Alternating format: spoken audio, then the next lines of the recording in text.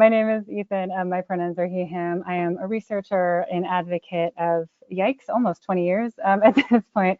I'm also a survivor of sexual violence, and my focus tonight is on supporting transgender survivors. So transgender people face incredible rates of violence. According to the US Transgender Survey, 47% of us, that's about 1 in 2, will face sexual violence in our lifetime. When I first came to understand that I was a trans person and I started living as Ethan, one of the first things that happened to me was that I got fired from a position at a rape crisis center. It was very clear, very explicit that my embracing my trans identity was the reason that I was forced out of the organization.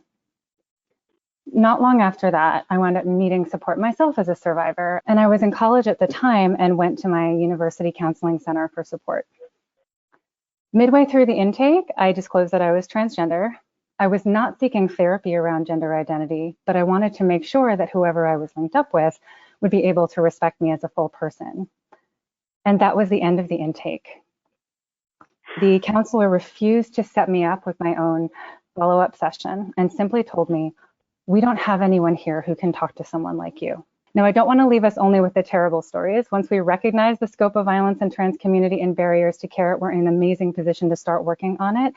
And the first step for that, and what I want to leave all of you with as my central message today, is just to recognize how connected these issues are, right? So if you're someone who's invested in addressing sexual violence, transgender rights and liberation are foundational to the work that you do to address and end sexual violence.